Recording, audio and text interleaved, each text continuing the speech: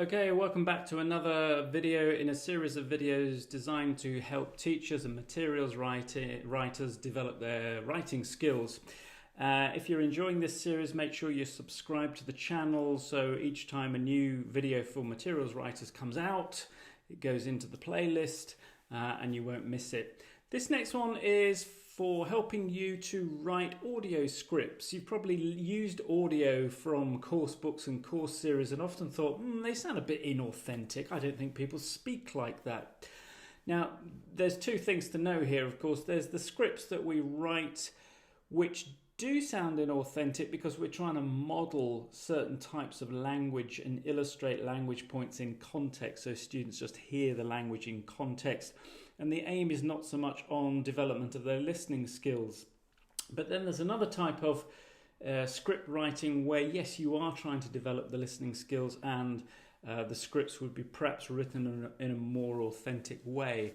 Whichever you do, it's kind of a balance and it depends on levels of students and so on. But I do think we can get greater authenticity in the scripts we write by including features of real speech.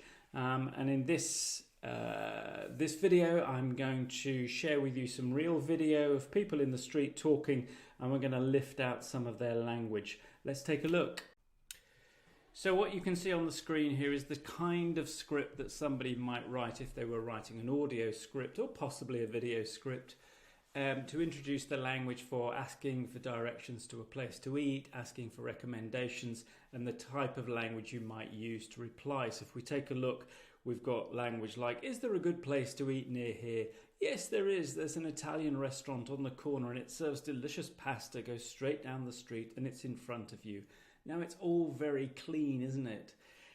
Is there a? Yes, there is. There's and. Straight away you know the type of language that the course book's about to introduce.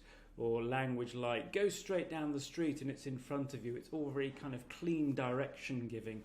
Now, of course, the problem with audio is that we don't see the speaker gesturing and pointing and giving directions and pointing at different restaurants. So we don't have that level of authenticity. This type of script is fine for just introducing language at low levels and putting language in context. So if I wanted to present prepositions of place and movement and direction, it's the sort of script that might work okay. But what's interesting, if you want to add some authenticity to your writing when you write audio scripts or thinking about video scripts, it's actually interesting to go and try your questions out on somebody in the street. So I went out into the street in Oxford and I asked a couple of people, is there a good place to eat near here? And this is what they actually said in response to that question. Just listen closely and pick out what features of real speech you can hear. Yeah, there are some places. There are some choices, which is Italian, Turkish, Greek, and further pizza places.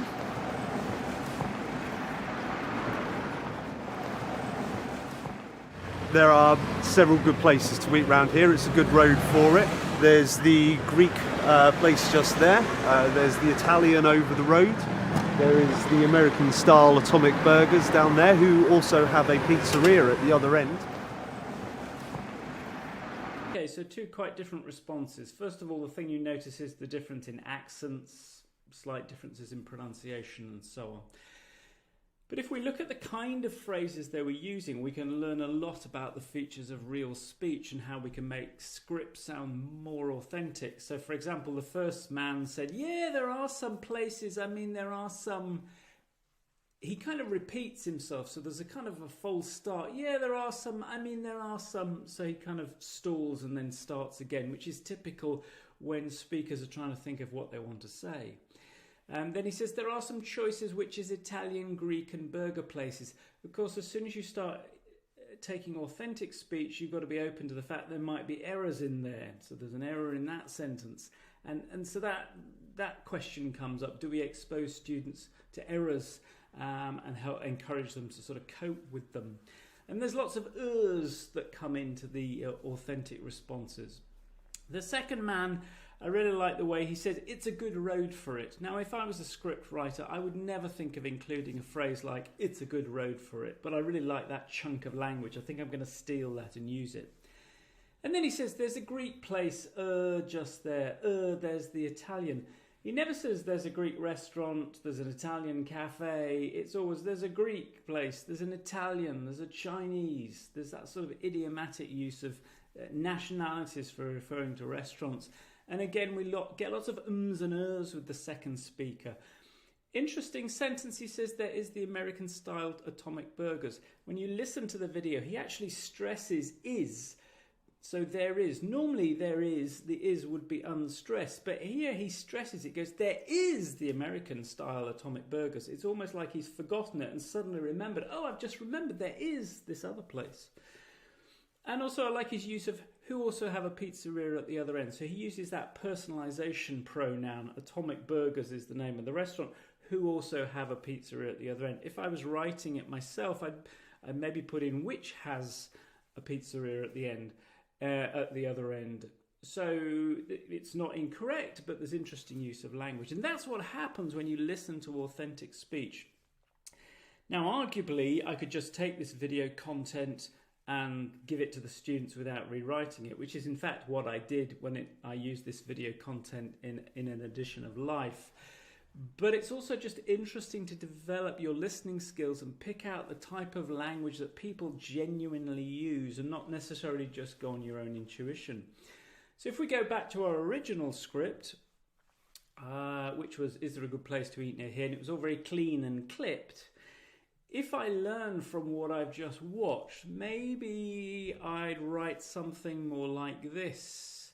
So I'd have two characters, I'd script it, I'd add a bit more detail. If I wanted actors to record this, I might give information like speaker A is male, middle-aged, English accent, and B is female, Italian accent. So I've got a mix of accents, mix of genders, particularly useful in audio as well to help students recognise the different speakers.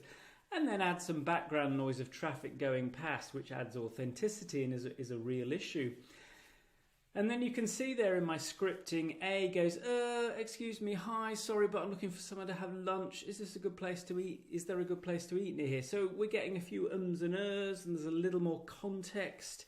And then B says, yes, there is. There's an Italian restaurant. I think it's on the corner. Yes, just down there, and it serves delicious pasta. So you need to go straight down the street, and I think it's in front of you. Oh, that's great. Thanks. I'll find it.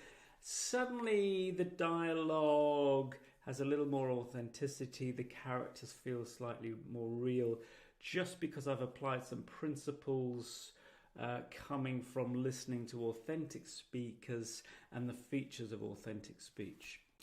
Thanks for watching. Hope you found this video useful. Please subscribe. Don't miss more videos that are coming out to help teachers, materials writers develop their content creation skills.